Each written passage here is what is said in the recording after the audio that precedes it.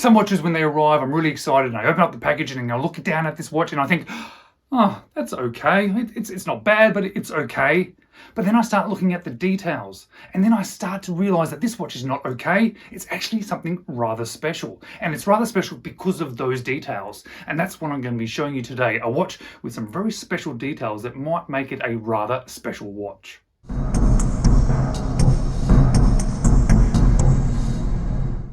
Hello, you're watching James. My name's James, you're watching me, and I'm talking about watches. Well, it is exactly what I am thinking. It is the details, because the more I buy watches, the more I experience watches, the more sort of watches that I try out, I'm starting to really realize the difference between a good watch and a great watch is the details. These are things that I call wow factor as well, but it's something that's special about the watch that makes it great versus just something that is okay. There's nothing wrong with okay watches. I love all watches basically, but I do love great watches, and the watch that I'm going to show you today is a really good example of this. I'm not going to say that it is great for you, but I'm thinking it's going to be great for me because there are some details that are making it rather special. Now, you would have seen that sponsored icon pop up, and that is because today the watch I'm going to show you in a first impression style video is from Vaer. Vaer is a watch company that I hadn't heard about before. I think I'd seen them pop up occasionally on sort of Instagram, but when they contacted me, they said, hey, we'd love for you to check out one of our watches. So what I always do if somebody contacts me about watches,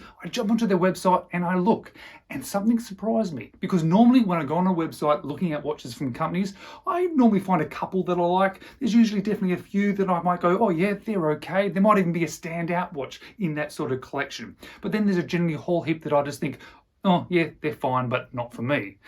In this case, however, it was rather surprising because I jumped to their website and at least half of their watches that they offer, and they actually offer quite a few watches, half of them stood out to me. So I got back to them straight away and went, hey, any of these ones would be great. And I sent them a list of about 10 watches. So today I'm going to be showing you the watch that they sent out to me. They sent out to me their Vaer A5 field watch. It is black dials and it is an automatic, and I'm rather excited to show with you guys this watch because, again, as I mentioned, it has some really interesting details. Now, the A5 field watch, this one here that I'm going to be showing you today, is listed as $549 US. Now, that comes with a couple of straps, but you can also pick a bracelet if you want, but that costs a little bit of extra money. Now, I don't have any affiliations to the company other than getting sent a free watch, but I'm going to leave a link to their website below.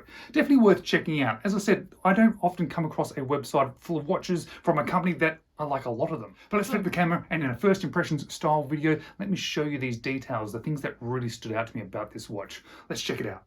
So here we have the Vaer A5 field watch automatic with a black dial. And when I first got this watch, when it first arrived, there were 6 things that stood out to me. But it was the first one that was quite funny, because the first one was that nothing really stood out to me. I thought, oh yeah, this is an okay watch.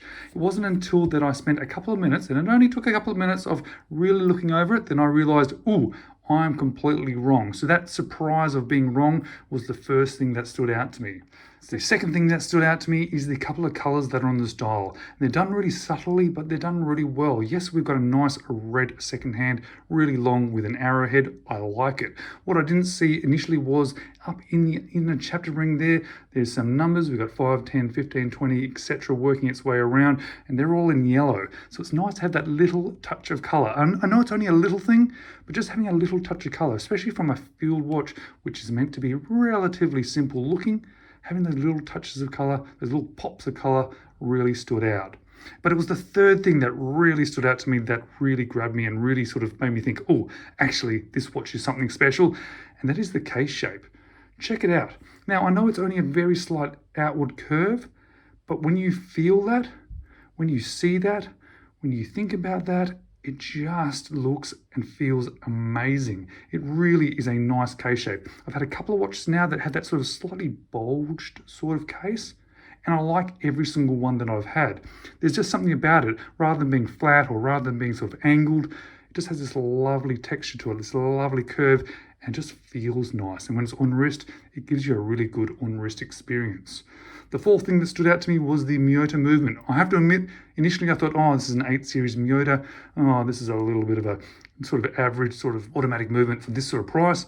But it's not. I got it completely wrong. It is a 9015 automatic movement, and I like the 9015 high beat automatic Miyota. I think it's a great movement. So I suddenly sort of saw that and went, oh yes, fantastic, perfect sort of automatic movement to use in this watch. Fifth thing was the strap. Now, I'm not a big rubber strap person, you know. I think they're very sort of utilitarian. They're really good if you're actually try to use it in a particular tool sort of manner, but I don't generally wear them to sort of enjoy it. I generally go for a leather strap or more often the bracelet if I'm going to enjoy a watch. But this is probably the softest rubber strap I've ever experienced. I have caught myself a couple of times already just doing this. And I know that is a little bit weird, but it just feels really nice on the fingers. So that's really quite nice. Quick release spring bars as well, which is really nice to see. But it wasn't until the sixth thing that stood out to me that I really locked it in going, oh, actually, this might be something special. And that is when I put it on wrist. Because the wrist experience is something that is vitally important with watches. Pretty much all the watches in my collection are nice, they're comfortable, I really enjoy them on wrist, but there's two watches that when I put them on, they stand out. First one is my Seiko SKX. There's something special about that on wrist. It just fits and feels so good. Secondly is my Hauptmann Pilbara microbrand watch. As soon as I put that watch on, I had to buy it because there is something magical about it on wrist. This is number 3. As soon as I put it on, well, I thought, wow, not only is that comfortable, but it sits well and there's something special about it. And that's why I'm doing the wrist roll a little bit early in this first impressions, because I think it has something to do with the case size. I think it's a 40mm, this one. Fits in nicely with my sort of wrist size as well, 6 3/4 or 17 centimeters.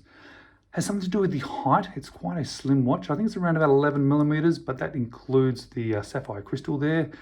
But I think it's also that case shape and the way it curves. It just feels magical on wrist. There is a special feeling that is being reserved for the SKX and my Pilbara, but this one here has now joined that sort of trio of on-wrist experiences being particularly good. But apart from that, we've got a fairly simple black dial, got a fair bit of AR coating there, which you can see popping up as it hits the lights. We've got an outer track that is printed on, an inner track that is printed on. There's a fair bit of lume with this one. I think that actual Vaer logo there is also loomed. I've seen the pictures. When I do the full review of this one, obviously I'm going to show you that one. Super nice and legible. Screw down crown. I think it's got 100 meters of water resistance. It's a signed screw down crown. Now, the back sapphire crystal is sapphire, as I just mentioned, as well as the front being sapphire as well. It's a single domed, I believe, so it gives you a little bit of distortion, which is kind of cool. I do like that. And it just looks nice. Field watches, you know, there have to be something relatively simple about them. The idea is that they are super legible. This one is definitely super legible. But it's nice to have something sort of wow you. And this one has so many subtle wows. And when you put it on wrist, all I can think is, wow, this feels good on wrist. Now guys, if you like this particular watch, I'm going to leave a link to probably one of the better known sort of field watches, the Hamilton there, which is absolutely worth checking out. And I linked to one of the most super affordable field watches I've ever found, which is definitely worth checking out as well. But stick around for the long-term review of this one, coming out in about 4 to 6 weeks. Thanks for watching.